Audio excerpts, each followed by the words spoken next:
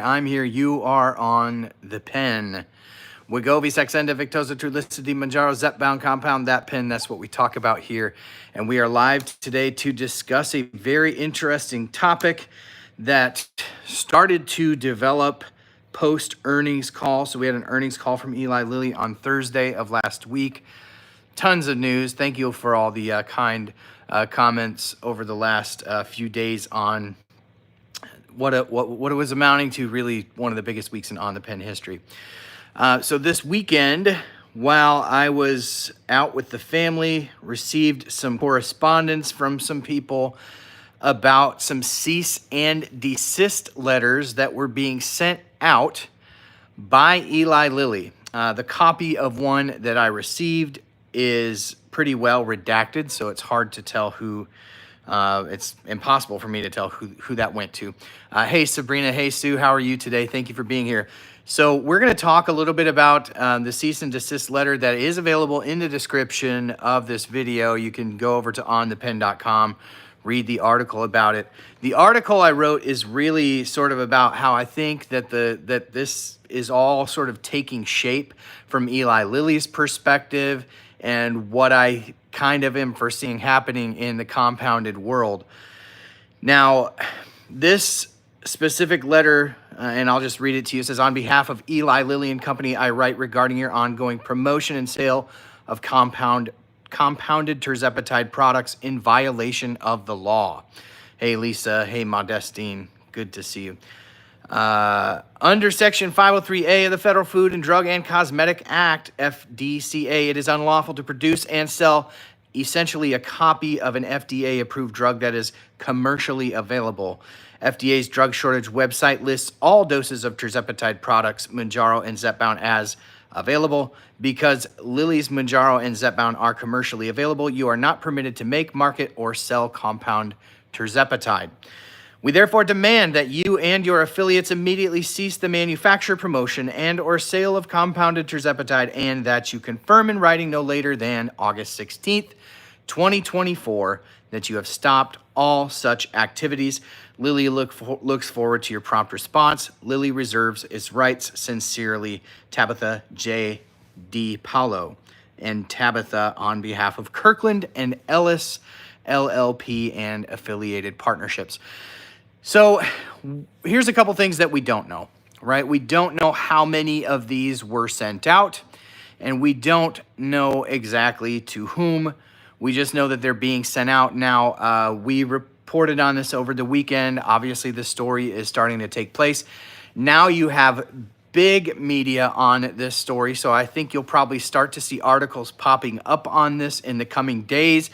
And usually where there's smoke, there's fire. I think that we're likely to see more and more of these pop up over the next few days, whether it is med spas or med spas and providers, or med spas and providers and some pharmacies. I think what you're seeing here is the first shots fired in what is going to be a pretty big battle that ultimately, I think, is designed to get the FDA to weigh in on the validity of the compounded versions of Tirzepatide that are commercially, available from compound pharmacies via oftentimes telemedicine or med spas are the source of the prescriptions that are written for these compounded medications. Now, we've been following very closely at On the Pen the developments of not really the developments, but more so the history, the backstory behind 503A and 503B pharmacies. We've been teaching, basically just teaching on the history of these, why they exist. Of course, 503Bs exist to fulfill a role in our drug supply chain, where if medications go on a FDA-declared shortage, they exist to mass produce these medications so that people have continued access to their medication. 503As exist to fulfill individual scripts on an individual basis. And I think there's a lot of confusion and a lot of gray area, even at the upper echelons of the FDA, at the upper echelons of Eli Lilly, let alone for us who are trying to parse this all out as patients. Dave, could you repeat which entities got the cease and desist letters? So we are not sure to what extent these were sent out. This is one redacted version that was floating around. This was sent to me by some folks who follow me on TikTok, and there's some content being made around these. So the word right now, people are just reporting that this ultimate source is a med spa. But I can't be 100% sure of that. The other thing I can't be 100% sure is how many have been sent out. What I do know is that big media is on this story. I think that you're going to see some big time articles come out in the next couple of days because I think that this is not isolated. Again, that's speculation on my part, but given the earnings call, given that we heard Eli Lilly say that they will be going after some of these places that are selling versions of Tirzepatide that they deem to be unlawful, we know that they're going to bring forth some litigation. Obviously, this is the first sort of shots fired in that battle.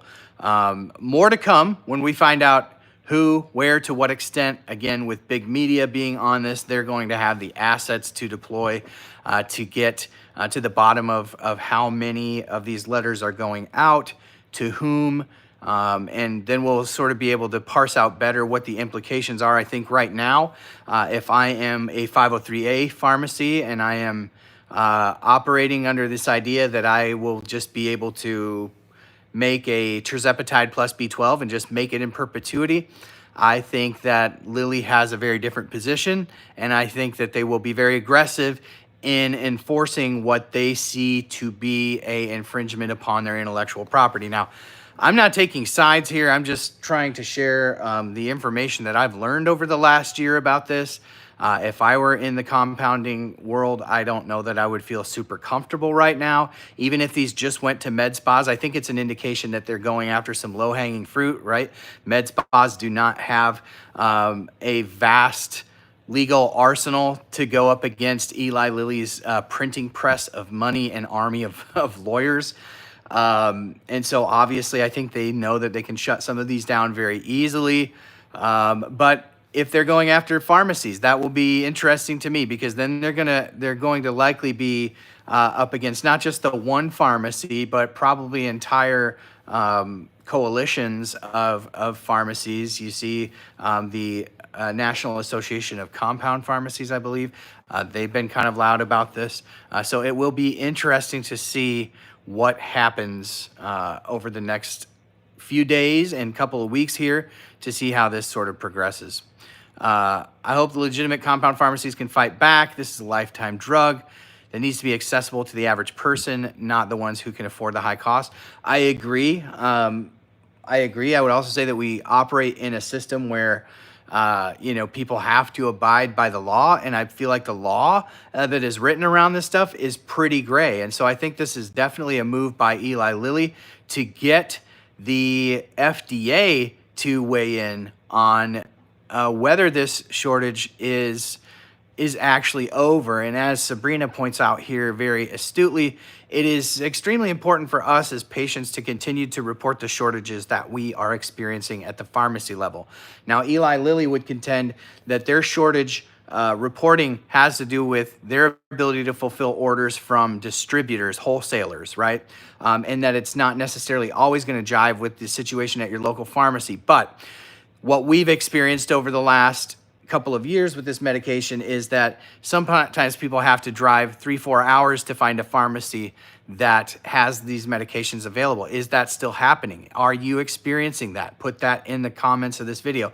That, of course, would fly in the face of any sort of rebuttal that there is adequate supply in that area, because you would think that with pharmacies using various distributors, somebody closer to where the patient is would be able to find it. So report the shortage. One of the great ways that you can do that, obviously, is the FDA website has a mechanism there that we've covered in multiple videos on this channel about how you can report that. You can also go to the Row supply tracker tool. Just Google GLP-1 supply tracker. Row has a tool that allows you to report what pharmacy you were unable to fill your medication at, or conversely, what pharmacy you were able to fill your medication at. You'll get email alerts from Row when the medicine pops back up in your area. But the nice thing is they then report to the FDA on the shortages that people are reporting to them. And so I think that that is important to an important value added tool. Of course, in full disclosure, Ro is a sponsor now of On the Pen, the podcast and the show. But I've been telling you about this tool long before I was partnered with Ro because I think it's a fantastic community tool. Eli Lilly needs to understand that folks cannot afford their steep prices. Compound is more affordable, and to be honest, the compound feels the same, and I'm a 2-year user. Many people are on compounds. It is a question of accessibility. You know, the price thing is sort of, that's not one that I think we're going to make a lot of progress with, right? It's the system that we're within. So there's a couple things that we want to be doing right now. You know, one of the interesting things you may find is Wegovy that's been on the market now for several years, semaglutide for chronic weight management, is actually experiencing an 81% of users of Wegovy are paying only $25 a month. And so if we can get Zepbound to that point, that would be great. But we also need to be petitioning our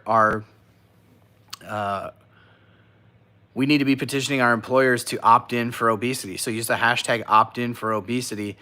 There's a blog article that I did on the Pen about how we can start those conversations, as well as a form letter that you can fill out to send to your HR department or the owners of your company.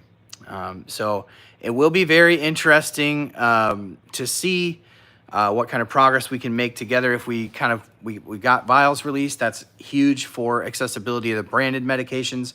I realize that there's just a dark cloud over compounds right now, and I want to acknowledge that. I want to acknowledge that people are stressed. I want to acknowledge that this topic is anxiety-ridden for people. As somebody who's struggled with anxiety in my own life, I have to know when it's helpful to tune into certain topics and when it's helpful to tune out. And so obviously, following this sort of thread with the news might not be all that helpful for you, but I definitely want to be providing information to people that is helpful, useful, actionable. Right now, we want to hashtag report the shortage and tell our side of the story. Because I think Lilly's telling their story to the FDA. We need to be telling our story to the FDA also. That is extremely important. Hey, if you're in here and you're new, hit the like button. Let me know that you're new. I'd love to welcome you by name. I'd be happy to take a couple of questions here before I hop off. I've got just another minute or so that I can hang with you. If you have any questions, drop them in the comments of this video. We'll stay on top of this as this situation sort of unfolds. Thank you for the thumbs up. As it unfolds, we'll stay on top of it. I know that there's going to be more of these letters that are popping up over the next couple of days, the next couple of weeks. Eli Lilly has already telegraphed that on their earnings call. It's going to happen. You know, I stand by sort of my reporting on the 503Bs who are manufacturing a lot of these medications. The 503Bs will have a grace period once the FDA rules that this is officially off shortage, but they haven't. Tirzepatide remains as listed as currently in shortage on the FDA website, though all doses of both Tirzepatide versions, Mounjaro and Zepbound, are showing as available. We'll see. Does Eli Lilly send these same kind of letters to 503B pharmacies? That will be a very interesting development. Somebody can report the shortage two ways. They can go to the FDA website. I'll link it in the description of this video, but it's in the description of many of my recent videos on this topic. The FDA website, if you just go to Google and type in FDA shortage reporting, that'll take you to where you want to go to report this to the FDA website. The second thing is you can use the Ro Tracker tool. The Ro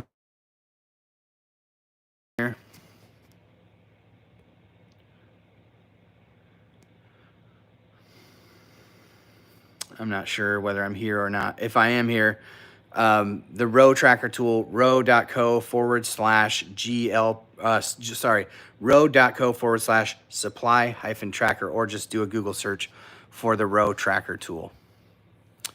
Not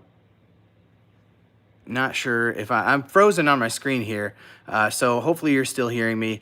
Let's see here if I can come back just a second. There, is that better? Sorry about that. So we'll stay on top of this. Again, if this is an anxiety-ridden conversation for you, if this is an anxiety-ridden topic, maybe I'll find a way to note it on the thumbnails. I don't want, my point here is not to spread fear, it's to spread information, because we have to be real about the situation that we face here. And the situation that we face here is that Eli Lilly is a massive, massive company intent on defending their profitability, and they have an army of legal soldiers to fight this battle for them, and they have an endless amount of money to go after. So I think those are some pretty big things stacked against compounders. They've obviously gone after a couple already with this cease and desist. We'll stay on top of it. We're going to continue to encourage people to hashtag opt in for obesity. Check out my blog article on that. There's a form letter you can send to your employers. We need more obesity coverage in this country. We'd love to change the system, obviously, make more accessibility available without stifling innovation. That's the challenge. Nobody has really put forward a great plan to do that. But operating within the system that we are in, we can pressure our employees to opt in for obesity, tell them to put their DEI money where their mouth is. That sounded bad, but you know what I mean. Those are the things that we can do right now. And we can hashtag report the shortage, again, through Google FDA shortage reporting tool or Google Row GLP supply tracker. Both great tools for you to ultimately support the report the shortage campaign. Again, that's all about us telling our side of the information, because we know Lilly's going to tell their side of the story. We need to tell our side of the story. And then the FDA needs to make, some guidance and so that we can make plans and know what to do. Thank you all for being here. Thank you for joining me on this live stream today.